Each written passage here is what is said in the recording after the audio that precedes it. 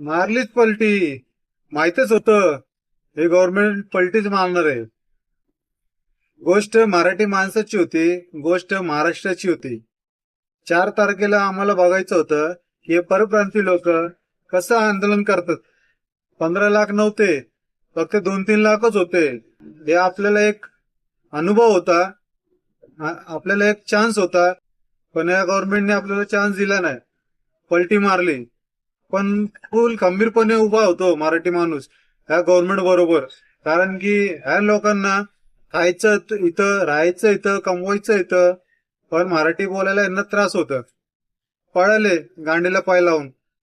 आता गव्हर्नमेंटने पलटी मारली. अजून एकदा गव्हर्नमेंटने त्यांना चान्स दिले, 15 ऑगस्ट पर्यंत तुम्ही मराठी बोलायला शिका, त्यानंतर कारवाई करणार. झालं का चान्स? काय आहे?